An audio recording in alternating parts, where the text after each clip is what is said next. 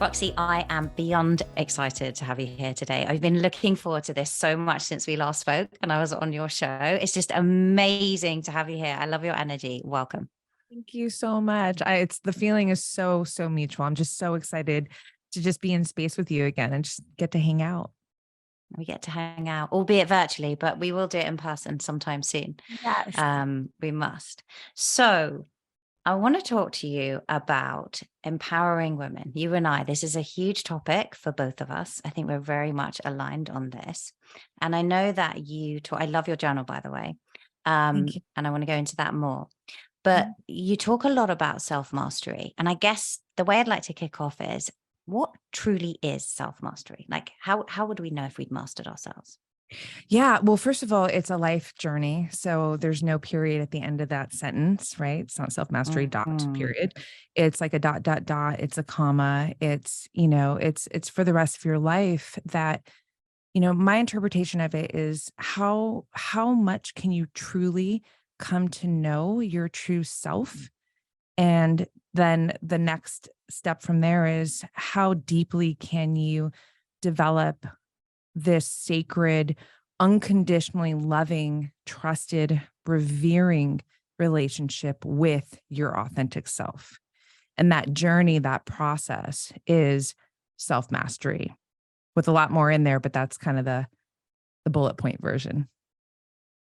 Awesome. So that's what I want to dive into because I think that a lot of people, like when we're growing up as kids, yeah, we have all these dreams, or certainly I did. I think less so almost in the current generation because they're actually so distracted by Yeah. phones and different devices. Whereas I don't know about for you, but for me, I would spend long car journeys where I was just gazing out the window, listening to the music that my parents were playing, and just dreaming Yeah. about what I wanted my life to be like. And I feel like we don't do that, but certainly as much anymore in terms of the generation.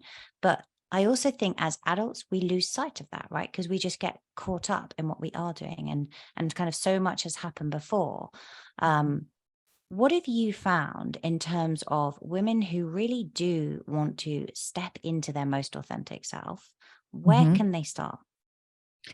Well, I think the first and most important thing is realizing that you actually have to get into a relationship with yourself, right? And the reason why that might sound like, well, of course, right? I'm in me, right? Isn't there a relationship? No, no. Like any other relationship that develop to be healthy, to be nourishing, to be, just a really loving, trusted, respectful relationship, you have to invest. You have to invest time. You have to invest energy to cultivate that relationship, right? And, another aspect of this, why this is so important is because so often I think individuals, women can think that they know who they are, but there's a lot of programming that happens from, the time that we come out into this world and then, throughout our lives, right? Programming from, you know, family, society, friends, like you name it, like just informing us about who we are, right? Mm. And this can start to really drown out our internal voice and that internal knowing of who we actually are, right? So, first, going back to step one, is understanding that you have to develop a relationship with yourself, right? And carving out time to intentionally go into self, right? And this is why journaling is such a big love of my life because it's literally been the tool that has helped me do this throughout my life, right? To just sit with yourself, to ask yourself questions. Like I love that you were talking about being on car rides and just kind of daydreaming about your life. And it was so interesting as you're saying that I was literally flashing back to just this morning where I was drinking my coffee and I was actually thinking of you because obviously we were going to have this conversation. But, I wanted to get my morning sunlight. Right. And so I'm looking out the sky. It's beautiful. I'm watching these two birds just chase each other, like lovebirds. It was so Mm. cute. And I'm really just kind of like in the power of pause, right? And contemplating. Contemplation is an art and I love it. And it's this, so when I say like going inside of self, it's not necessarily like okay, class is in session. Let me go in. I'm going to ask myself a bunch of questions. And it's just like self-inquiry full time. Sometimes it's just allowing yourself, your mind to just go, like what you were sharing in the car ride, right? Just to not be in the doing, but to be in the being that you are. Because what comes up is really interesting. And there's always going to be information that comes up. But if we're always in the doing, we're not in the being. And then where is that self-connection piece happening? Where is the cultivation of that relationship? I mean, there's other ways to create the relationship with yourself, obviously in the doing actually, but I'm focusing first on the being, because I think that that's where the biggest discrepancy is with most women when it comes to cultivating this, having this real empowered relationship with themselves. I think that's so true. And I think that as we accumulate stuff, right, don't we? We accumulate these beliefs and kind of subconscious programs along the way, and then we get busier. And then I've noticed with women, they're so ready to limit themselves, right? You see it in anything, like they're trying to do a body transformation. It will be, I'd love to look like this, but, now I've had my kids, I'd be happy with. And it's like we moderate the whole time. And it's not that I think anyone should look a certain way. It's more that I think you want to step into your most authentic self and be the best version of yourself. But yet we have this habit of criticizing ourselves for not being good enough, not doing enough, just not being enough. Yeah. And I love what you're saying there. And I think for many women listening, it's kind of hard because they're thinking, well, how can I love myself more? Mhm. And what would you say? Is journaling the kind of the path through to that, or how can women show themselves more love? So yes, yes to journaling being, as I frame, it's like a portal between you and your highest self, right? It's this very safe, I say sacred space for you to just be present with yourself, to be in a very honest conversation with yourself. I'm going to put a pin in that for a moment, and I want to jump over to a little bit further into the how from another perspective outside of journaling, just for a moment, which is it is so much more common and so much more easier to operate from a place of self-judgment versus a place of curiosity versus a place of self-compassion. This is why I speak about self-compassion so much. And I've said to you when you're on my show, I think I said to you, but I frame it actually as a high performance tool, because it really does allow you to be a human. I think it's very arrogant for any one of us to think that we just came out and we're supposed to know everything, how to do everything right, how to be perfect, but for some reason, especially women, there is this hardcore judgment about how we're supposed to just be like hitting the mark every single time. If we don't, oh my God, the apologies, the guilt, the shame, and all of that, we need to understand that that's energy. Everything is energy. Everything in life is energy. So every emotion that you're feeling, every thought that you're feeling, every word that we are sharing is a frequency. And I know you know this well. So, when the compounding interest of the guilt and the shame and the judgment and, all of that is just, it doesn't lead anyone to a place that they want to be. It's going to take away your vitality. It's going to take away your magnetism. It's going to take away your hope, your passion. It's, you know what I mean? It's just very, it just tears an individual down versus helping, on the flip side of that, when you are operating with more curiosity and self-love, self-compassion, just allowing yourself to just learn and to grow and to discover, to try. Oops, that's okay. I learned. Let me try again. I mean, all of this energy is building an individual up. It's helping you evolve and ascend, right? So I can go further, but I think right there, just to kind of pull it back in. So absolutely journaling is, to me, it's the ultimate low-hanging fruit. You don't have to do anything out there. Like go out, go to the workshop, all that stuff is great out there. But here's the other thing I think is so important in just saying that.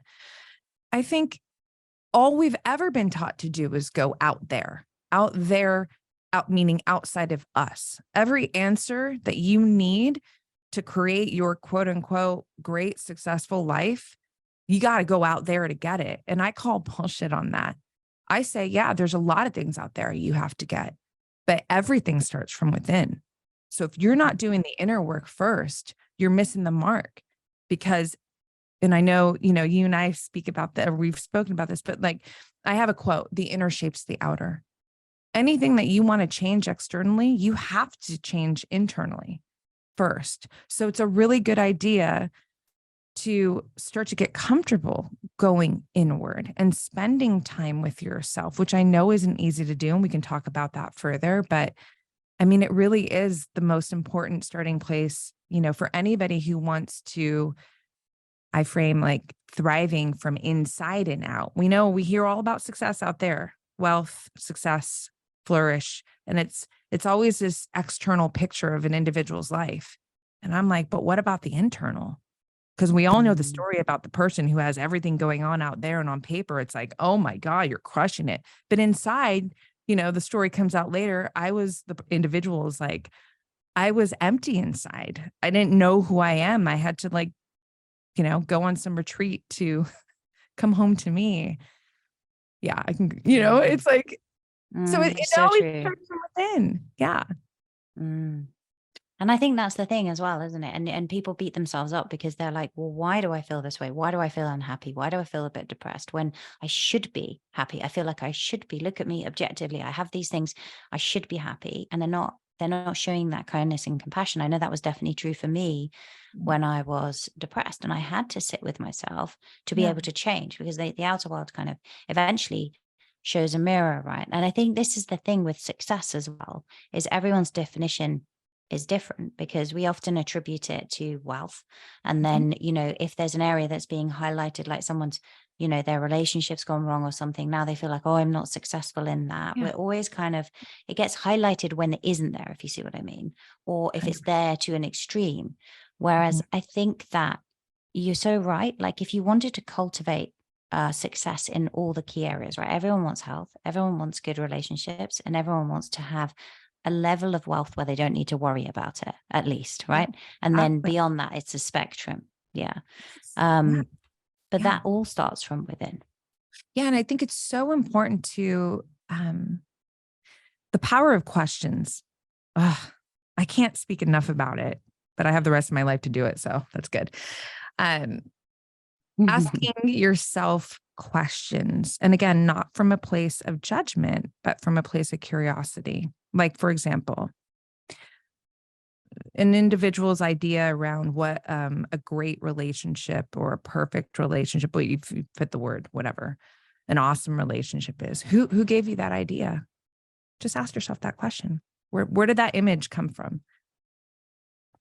We have to realize that so much of what we've, come to think about what certain aspects of life should look like, we have to actually ask ourselves, where did that idea come from? I think that's so important. A lot of times you might, you could ask yourself that question and be like, oh, from, witnessing my grandparents and then witnessing my parents. I'm making the story up, right? And seeing how they, move together as a team apart. Cool. Great. Isn't that powerful information?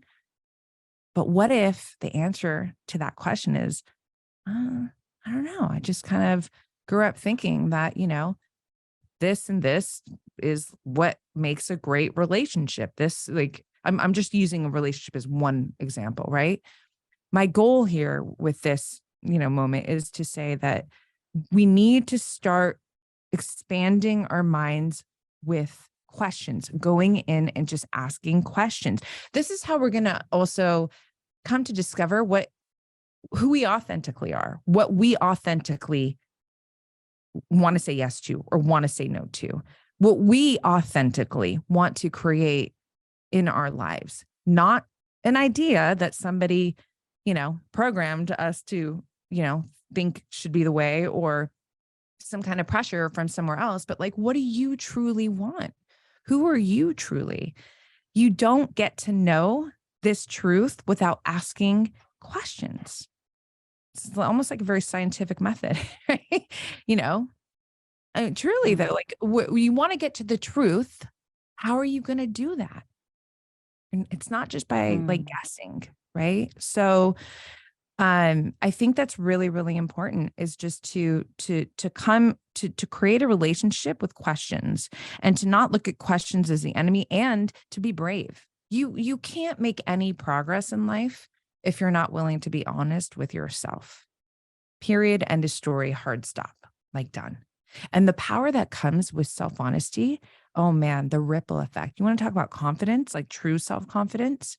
You're never, you as in any one of us, are going to cultivate true self-confidence if you cannot truly be honest with yourself, because you're backing down from some kind of internal fight that you don't want to face.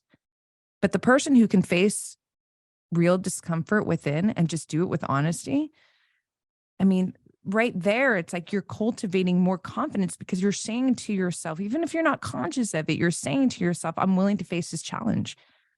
And anytime you're moving into a challenge, you're fortifying, you're cultivating, confidence, right? Within yourself. You're saying to yourself, like, I'm willing to stand up to the heat, right? The challenge. So um asking questions. I love questions. I think questions have been the greatest tool. And again, asking questions in your journal is great, because then you have record of yourself and and also, like, when you're journaling, the cool thing is that the time that it takes to write something, so you have the thought in your mind, but to actually write it creates more space between what's happening in your mind and what actually comes out on paper, which then allows you to actually think about it even more, right? mm. So, um, There but is magic for sure between the mind and the pen. There is magic, right? There's something 100%. about writing and not typing it. There's Yes. something, there's a level of communication, I agree, that slows it Yeah. down. And also Yes. when it's on paper, it becomes outside of you. I always say to my clients, Yes. but on paper now, the problem's now outside of you. Yeah. Otherwise, it's all here in your head and it's caught up, and it's so difficult to be objective about it. Ex- exactly. You nailed it. Mm. And it's fascinating. Like, I have, at this point, I don't know, over 30 years of journals, just writing my life. Not only is that so cool, because it's like, oh my gosh, you're almost, all of my life is documented. But I mean, Angela, it's like I can go back in my 20s, and I'll be like, what? Whoa, you were What was so I to thinking? It yourself. must Or be like, quite magical to look at back at you, like the younger you.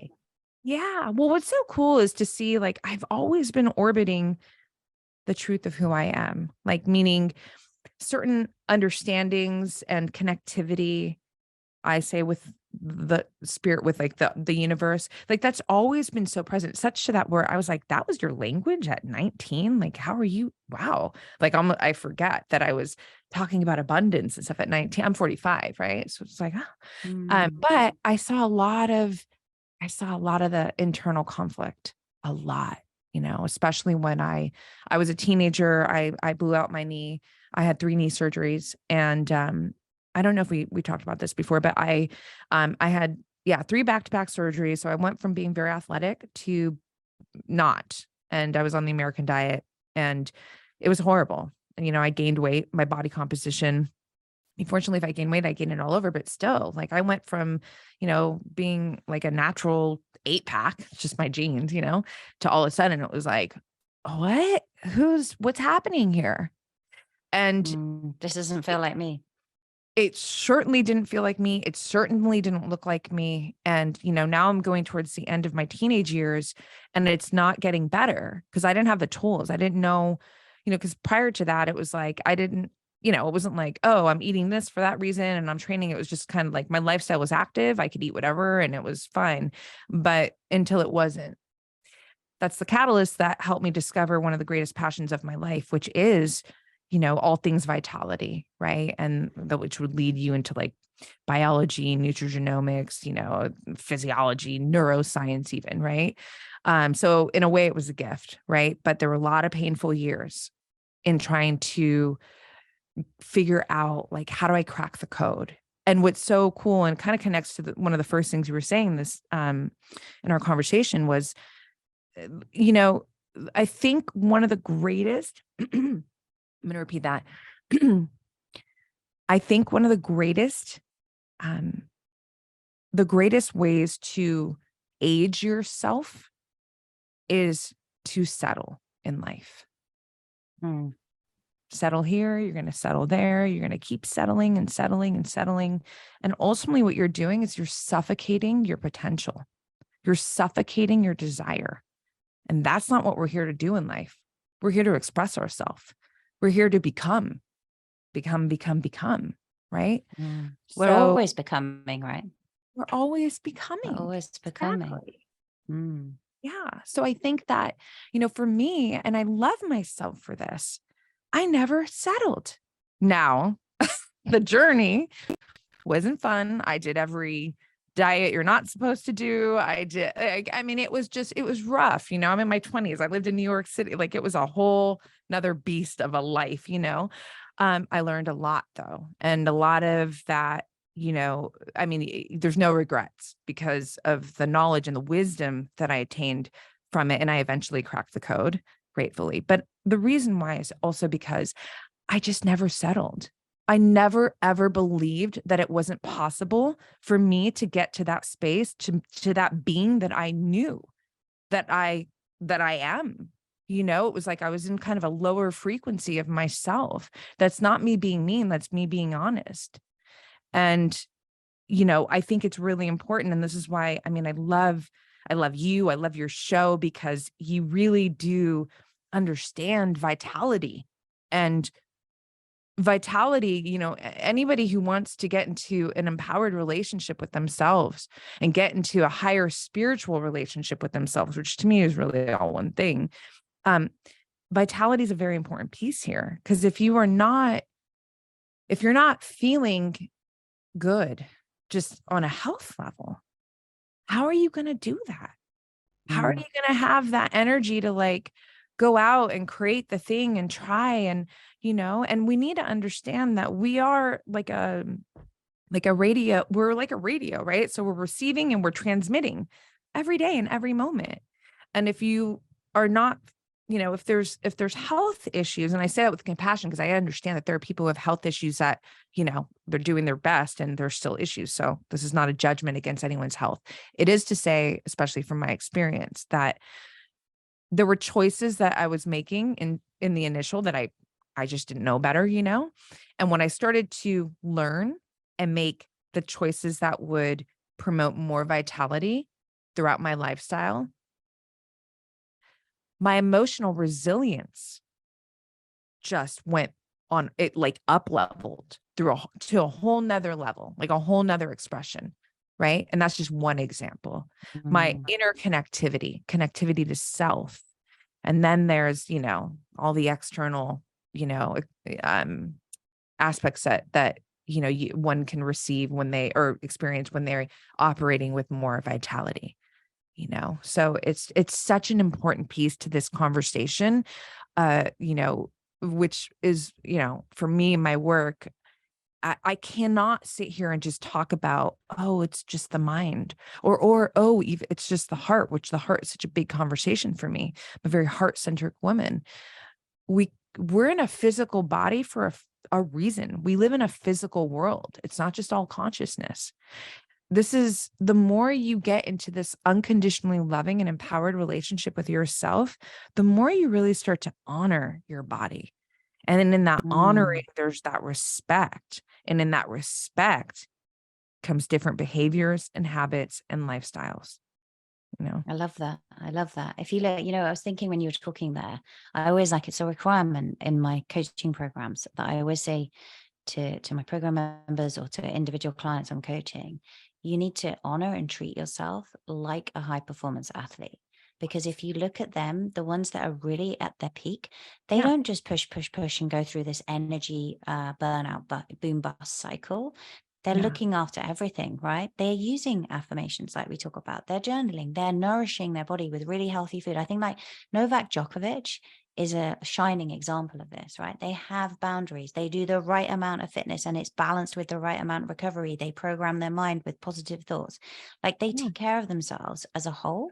And why do we think that that's reserved for other people, right? For these very high performers. What if you brought that into your own life? How different would it look? I love that. Girl, I stand with you to the fullest extent because I know, I mean, I'm living it, you're living it, and it's not a perfect, it's like there's always things to tinker on and to work on, but it is understanding that this is holistic. This is, why would you not want to incorporate that whole picture of wellness into your life? And I think it's so important, when you said think of yourself as like a high performing athlete, your self-identity. So what you believe about yourself, what you value, your core principles, your core attributes or leading attributes, your core boundaries. So this is my framework around your self-identity. I call it your self-identity ecosystem. This is, if you start to look at yourself, just like you said, is like, I am an athlete. Okay, let's just say you're not someone who performs in sport. However, life's a sport. Isn't So it? it sure It is. is. It really is. I own It's a that.com. game you have to play. Life is a sport. Because it is. I mean, if you think about like all my different modalities of movement, which there are many, they're all, yes, to do the physical aspect of it, but it's really the mindset aspect of it too, and how it correlates with life. There are times when you have to endure, your stamina, you have to go the distance, right? For some, whatever you're doing in your life.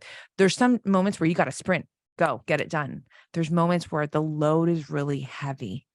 You got to pick up the weight. There's moments where you got to pause and you just have to breathe, right? So yoga, like, see, I'm taking weightlifting, sprinting, like longer duration cardio, right?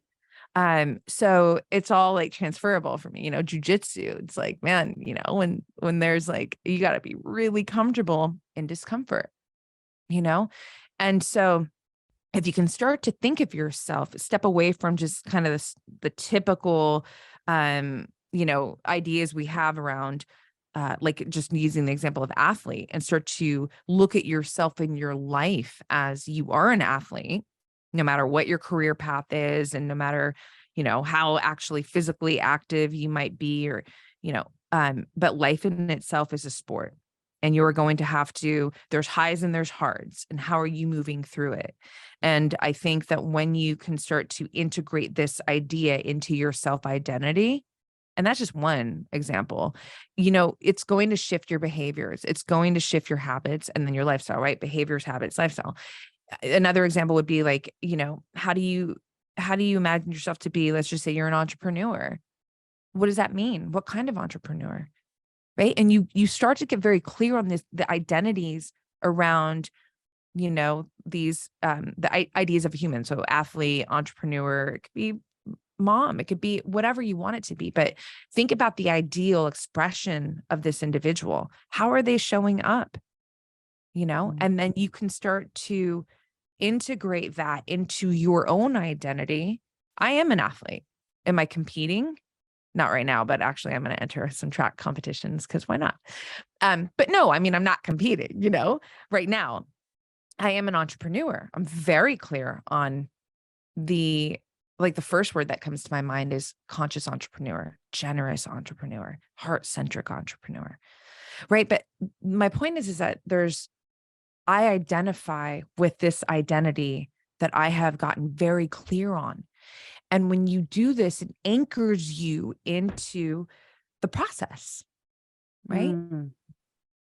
Of becoming. What are three questions that people could ask themselves to anchor themselves in that identity? If they're listening to this right now and they're thinking, I love that. I want to create my future self, and I want to create that self-image and identity. Yes. What are like three powerful questions they could journal on? So first of all, you have to think about what your core values are. And again, I have to say this, you have to be honest, you have to do it like this. And this is actually integrated in my course. You have your ideal, like you might say, you as in, just make an example. My core value is, what could I say? Health. vitality, health. Okay. It's a core value. How's it showing up in your life though? Is it like, how are your behaviors at? Don't judge yourself. I'm just asking you, is your core value and your lifestyle, like, are they matching? It's okay if they're not, but we have to be honest, because then Mm. you get to decide, is it truly a core value? And this gets really gnarly for some people, because who doesn't want to value health? Like, well, who am I if I don't value health? I don't know. Maybe you value more adventure and fun. Maybe you value more, hedonistic. I don't know, whatever it is. But again, the goal is like, you want to get honest with yourself. But let's just say, well, it's not showing up, but I really want it to. Well, that's really powerful information as well. Because then you go, well, what do I need to do so that I can really, really hold to this core value of mine, such that it is showing up as who I am in my life, right? Like a core value of mine is integrity. It's everywhere in my life. It's very honest, right? I can connect that very honestly. And the cool part about that is that keeps you anchored. Your core values, like just knowing your top 3, keeps you anchored on your journey, right? Like if I ever start to feel like I'm stepping out of integrity, I'm stepping away from this top core value of mine. What do I need to do? You know what I mean? Like I need to stay checked in there. So that would be one question. I think another really, really, and it's almost like a great question that comes afterwards, is what's a core desire? Like, what do you really want? And don't judge yourself either. Again, I have to keep saying that because I just know that is the common default setting for most people. But like, what do you really want? And also don't limit yourself, because again, we're just trying to extract everything in life is just information, right? We need to realize that as well. So what do you want, And that would be question number 2. Question number 3. I mean, oh, there's so many ways I can go from here, but I think the question that I think is really important is, how am I willing to show up every day to create the life I truly want to experience? Like, what am I willing to say yes to? What am I willing to say no to? So I guess there's kind of 2 in that question. But clarity is really important because clarity gives us direction. We're more directional. We can be more focused. We can, it helps you to be more of an essentialist even. And this is really important because, especially in today's time, because clarity is lacking in so many people's lives or in certain parts of an individual's life. And if you think about a lot of times where anxiety can come from, I mean, anxiety is a big subject. I'm not trying to like blanket statement this, but there are a lot of aspects of anxiety come from the result of not feeling clear, like you're not certain, right? Clarity helps you kind of move through uncertainty with more focus, with more confidence, with more directional energy. What are you willing to say yes to? What are you willing to say no to so that you can create the life you truly want to experience? Core values, core desires, and then that question, the third question. That's so powerful. That's so powerful. And haven't you found that actually saying no is so much more important than saying it's so easy to say yes because we're offered so many things all of the time. And Yeah. as hard as it is, if it doesn't go through that values filter for me, whenever I get asked to do something, it has to go through the values filter. And if it doesn't go through it, it has to be a no because it's the only way I can really make my decisions. I Because love otherwise that. you're just Yeah. overwhelmed with things, right? 100%. And it makes it easy because I turned down something really important recently, and it was because I wanted to be there in a situation for my daughter that I knew she would remember. And I knew that if I wasn't there, so I had this invitation to do something, which was an Yeah. incredible opportunity, but it was a time in her life where she was coming back from a trip from France. She's been away, she's 11 years old. And my core value, like my highest priority is my family. So Yeah. in that situation, I'm going to choose my daughter, Yeah. and it gets turned down, and it just makes it easier to let go of that decision because it's not complicated anymore. Because it's like, am I living in accordance with my values? And if so, then the decision, the yes or no, becomes very clear very quickly. I love You don't have that. to recognize it. totally have to recognize it. Um, I think doing this work again, look, there's no escaping the work. You're either going to be working and unsure and not feeling good, you're still working out there, or you're going to do this work that we're talking about here that's going to help you be more at ease, to be more fluid in life, to have more self-connectivity, to be more clear, to eliminate more of those low vibrational energies, shame, guilt. I mean, I'm sure that wasn't easy necessarily, a big opportunity, but again, you were so anchored in that core value of yours that it's like hard no, and that clarity that helps to also eliminate those energies that I'm talking about, like guilt or That's what why I I mean? love that you put it first, Roxy, because it, like, putting the values first, like you did there, is so important, because as you said, because otherwise those vibrations that you're talking about, I mean, they're destructive. And so you They don't want to are. be in that vibration. So it's Yeah. like, it feels what I'm like, I always talk about biosyncing, syncing with your biology, but Yep. it feels like you're in sync, right? Because actually, as hard as you're right, it's a difficult decision, but you've put it through that. And it might be that it was in alignment with your desires. But I love the way you've put the values at the top, because the desire could overwhelm you and take you in a direction that now is not in alignment with your values. And that's always going to feel uncomfortable, and it can come back to haunt you later. That's So I love exactly. what you did there, Roxy. Thank you. Well, you get it, and you get it because you live it. And I think Mm. I just want to insert this, for women, because I have so many, amazing, just women in my life, and specifically moms. It's interesting. Like, I feel like, women just in general, because we are more, I don't know, there's more of that like heart connectivity, and not to say that men don't, but just saying, again, my focus is women in my business, and just in my life, I noticed that there's a larger tendency for women to carry more guilt and shame around Mm. their shoulds, and Yeah. and I'm The like, shoulds. man, Like I Tony always say Robbins like, says, you keep shitting all over yourself. yeah, and I got That's this so downloaded. true. It's so true. I got this Mm. download. Well, I say download for people who don't know, like, just me in conversation with my highest self that, turned into an epic piece of writing for me, where it's like, there are no shoulds that live in the heart. The heart doesn't mess around. It's a sharp yes or a sharp no. The Mm. shoulding comes from the mind, That's right? true. It's, Mm. it's That's again, more, so true. all the more reason why, like, man, get into that relationship with your heart, because the volume goes up, and then that sharp yes and that sharp no becomes easier to operate from, before the should start taking over the mind. And so the piece, where I say that women just tend to carry more guilt and more shame. It's like, I just say it with so much compassion to say that there is a way out. And it's what we were talking about, like, get clear, do this work. Like, what are your core values, and then the desires, and then the yes and the no, which, that's a check-in with your heart. I mean, all of this work is always checking in with your heart, um, but getting very clear on what the yes is and what the no is certainly going to come as a result of you really listening to your heart, because your heart is the truth, and this is where, so the more you do that, the more you are getting dialed into your authentic self. Because my framework, how I see this is like, your heart space is where your authentic self lives. It's also the voice of your intuition, and our authentic self. And this is my poetic way of saying it, but I am a poet and writer.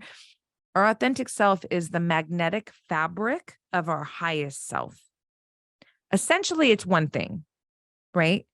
But in a way, it is two different expressions, because the authentic self is here moving us through this life, right? Our 3D life, whatever. Whereas like our highest self, in my world, I call her my muse, also future self. She's my ride or die, my soulmate. Like, she's the highest expression of Roxanne, right? She's just fully expressed, just, fully connected, expansive, and is always leading me and guiding me throughout my life. This is when you get into this union with yourself, your whole life changes. It doesn't discredit any relationship that you have with anybody on the external. It actually enhances your relationships with everybody on the external, because you are operating from the highest frequency of yourself with true reverence and love for yourself. So you're emotionally more independent, which again, that doesn't mean that we don't need or want emotional connectivity with individuals. We absolutely do, but we're so full. We're so whole. And that's what I want for my woman, like to feel that state of wholeness. Because when you're moving through your life from that state, which doesn't mean it's perfect and you're not going to have hard moments, or you're not going to feel anxious or insecure or have your doubts. It doesn't mean that you're not going to have those moments. You are. However, your ability to self-soothe, your ability to in-source for so much of what you need to move you through those moments is activated full time, because you are with you always. Right? Deep, but it's actually simple. I love that, Roxy. I love that, Roxy. Thank you. That's amazing. What would you say on that note? Like, what can women do? Because everyone's busy, and we were talking offline earlier around that most people have this list of things that they should do. Yeah. Here's another should, right? I should work out. I should meditate. I should do some breath work. I should get in the sauna. I should go for a walk. I should get access to morning sunlight. I should do all these things. And it's so hard to fit them in, particularly as you were mentioning there with mums. Yeah. What have you found? Like, what can we do? What simple things can we do to put ourselves energetically in that space? Do you have a particular like morning routine, evening routine, maybe both, or do you have like a nap time in the day? Like, how do you create that? Not a napper. Yeah. Well, so you're not a napper. I'm not a napper. I think we're both dopamine dominant. Have you ever tried It's very unusual for me to nap. I think it's through sheer exhaustion if I ever nap. Yeah. It's funny that, isn't it? Yeah. Yeah. I respect the nappers. I think it's awesome. It's just totally. I'm not a napper. Yeah. No, I'd love to be a napper, maybe. I don't know. I mean, I'm not a napper though, or 8:30, so it's fine. It's like my window, you know what I mean? So I'm like, when I'm done, I'm done. So I do have a morning and an evening ritual, and I could totally walk you through it. But the reason why I actually think I think there's something more important to share than my personal, because my personal works for me. Right. And that's not to say that, it works with my lifestyle, with what I need most, what I want most, right? What's going to help fulfill me the most. So yeah, reading, journaling, breath work. I mean, I'm just sunlight. Okay. I think for our women listening who are like, yeah, there's all these things. I'm overwhelmed. I don't know what to do. I don't have time. Going back to the self-honesty piece, first and foremost is, okay, is there any part of your day? I mean, I am so passionate about how you start your day, because I mean, it's literally like the fresh start out of bed. So I should put this in there, that if it can be at the start of your day, then I think that that's the best, place to start. But listen, what about night shift workers who I have so much compassion for, who are working all night? Thank you to all of you. Right. Exactly. So this is why you're working for us.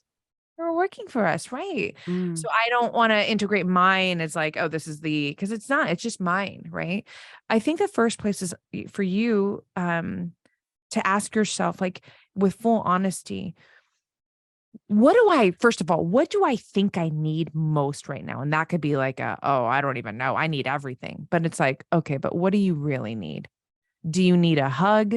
Do you need more energy? Somebody might be like, well, I need all of it, but what do you need most? Keep asking yourself that question. Then I want you to ask yourself, look at your day, and every day is obviously going to look different for everybody, but is there 10 minutes at some point in your day that you can say, these 10 minutes belong to me?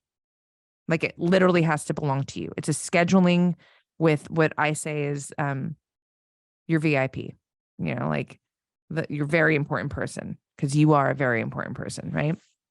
And where can you find that 10 minutes, make that 10 minutes for yourself? Then I think we can start looking at, what do we want to put into those 10 minutes? Going back to like, what do I need most? Is it breath work? Is it, I don't know, like going on a walk? Is it, I'm starting so small, Angela, because I say inches make the mile. And I think that there's, more overwhelm, especially these days with all the information of do this, do that, do that. And then again, it's like I just see it all the time. There's like this overwhelm and then nothing gets done. So Mm. don't like overlook the power of just 10 minutes, but you have to be honest and where is that 10 minutes for you? And then you start to go, you know, can I schedule, because nothing's real unless it's in your calendar kind of thing, right? Can I schedule a meeting with myself for 10 minutes a day, like throughout this week, or even if it's like 4 times a week? I know I'm giving you like baby bites, but this is how we build behaviors and how we build habits. Because we all know that anybody who, it's like, oh, it's New Year's and I'm going to change my whole life. Okay. That doesn't happen. Yeah. No, it doesn't. And it doesn't last. And I love that you said that. And I think also tracking it helps, right? Because if you do, I have like two things. I use the Done app, right? So I look, did I have 10 minutes of calm, 10 minutes of connection, right? So did I connect with my family? Did I phone my mom? Did I do that 10 minutes a day where I'm connecting with others? And the calm is, did I have 10 minutes where I connected with myself? So that's all. It doesn't, and as you say, it can take a different form, right? Because one day you wake up and actually it's about just stepping outside with your morning coffee, like you were talking about, and watching the birds, right? Another day, that could be a run. Another day, it could be breath work. Another day, it could just be lying on a yoga mat.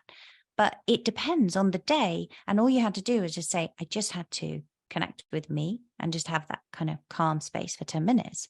And then you can decide. And it sounds fluid, but it isn't, because you've put a structure, right?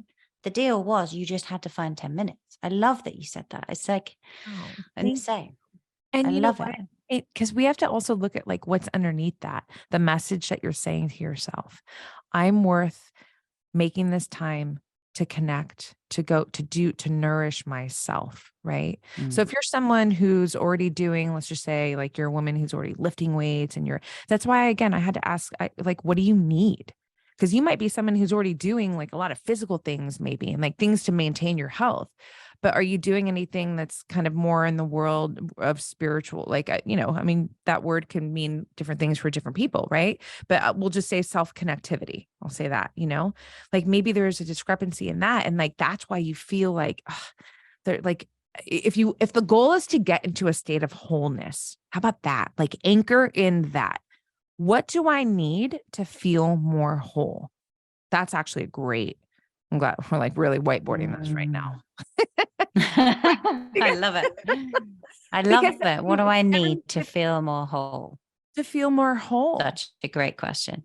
So, and because then you're operating with more harmony too. And That's that's, going in my journal, Roxy. yeah, I love it. Because we know that What there's do so, I need to especially feel listening more whole?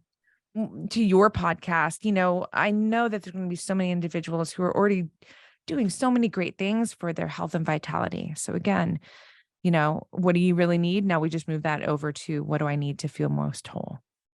And then you make the 10 minutes and you schedule. And one last thing on this, what's so cool is that the more you start to feel this feeling of wholeness, which is like self-connectivity, it actually becomes really addicting.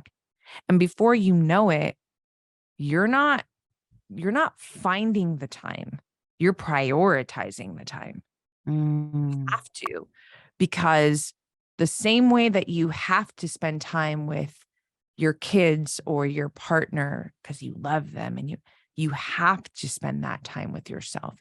And it's not just this, oh, I'm doing this thing because I need to do it for my health. Like, it's like, no, I need to like really be in a moment with myself, because self in my writing is always capital SELF, because there's a self in this self that I am. And we're on like, it's a team meeting. Team meeting with me, with myself. But it's Yes. so true and it's so necessary. And the more So you fill yourself up, right, the more you can give to everyone else. That's the thing. Everyone, we feel guilty, but the truth is everybody benefits. exactly. Everyone. Well, the higher expression that you are as an individual, you are a larger contributor to life because we are all affecting each other. Mm. The person at it doesn't matter who it is. Like if you are operating from a higher state of self, so you're operating with more wholeness and just more self-connectivity, vitality. Like first of all, you're going to be your consciousness is going to be probably operating at a higher level. And this affects everybody. When you go to the store and you're getting coffee and the person who's on autopilot, hey, how's your day? You're awake and you're like, my day's great. How's yours? Boom. The person wakes up like, whoa, you just asked me about me. I'm not used to that because most people are operating on fast, go, go. Yeah. Program. Not a judgment, an observation. It's so true. So true. It's so true. Happens so often. Yeah. Yeah. So you have a program, I'm not sure when it's coming out in relation to when we're releasing this, but it's exciting. You have a future self program to really help women step into that most empowered version of themselves. Please share, where can people find more about you? I love your podcast. I was super pumped when you invited me to go on. I loved our conversation. Everyone needs to go and listen. Yeah, I want to do some more with you and have you back here. But please share, where can listeners come and connect with you? I know you share a lot of content on Instagram as well. So you're kind of everywhere, YouTube, Instagram, but please link now so they can come and find you and connect with you. Yeah, exactly. So much. Yeah. So Instagram, Roxy Look is my personal account. And then Black Belt Beauty is the podcast account. Main website is roxannesafai.com. And that's where you find everything. My podcast, Black Belt Beauty Radio, is Spotify, Apple, YouTube, anywhere you can listen or watch the podcast. And my course, Future Self, is coming out soon. And I'm so excited about this because, again, like, it's just everything that we talked about, this, how to develop this relationship, the what, the why, and the how, it all lives in this course that I've created. Because it's part of, like I said, like my sacred mission. I really want to help as many women as I can get into, cultivate this relationship with themselves. And, Future Self is almost a Trojan horse name. It's not, because it is, there's like a future expression of you, but really it's your highest self, right? It's because when you get into this, really, like I mentioned, like my future self, my muse, I meditate with her every day. She's always guiding me and it's incredible. But I had to get very clear on her. I had to cultivate this relationship with her. And, I'm going to just insert this really quick. It's so rad. Sometimes, like in the heat of the moment, like I feel frustration, harmony alarm. I have a harmony alarm. Like, you're not in a state of harmony. Like, check in. What's happening? It could be for any reason. It could be traffic. It could be like anything. I'm so clear on who my future self is, my muse. I think, how would she move in this moment? How would she respond? What would she do right now? And because for me, I'm so deep in this, and it started in my journal, FYI, like years and years ago, right? The idea, and then it expanded. Because I'm so clear on her character and the expression of who she is, I can immediately pull into her and embody. Well, this is how, she'd be a little bit more stoic right now. Equanimity would come in. She'd be more compassionate with herself right now. She wouldn't question herself right now. She'd go. Like, it's so clear to me. So understand the value of creating this connectivity and this, just this expression of yourself. Like, it changes the rest of your life because, again, and we can end on this, the inner shapes the outer. Anything you want to shape out there, your money or change, your relationships, your material, your career, like none of it changes without you changing the relationship that you have with yourself first. Hard stop. Starts and ends with you. I love it. What a great moment to finish on. Amazing. Thank you so much, Roxy. I have loved our conversation. Thank you so much for coming on the show. I appreciate you so much. Thank you. Oh, you too. I adore you. To be continued. Thank you. Likewise. Thank you, Roxy.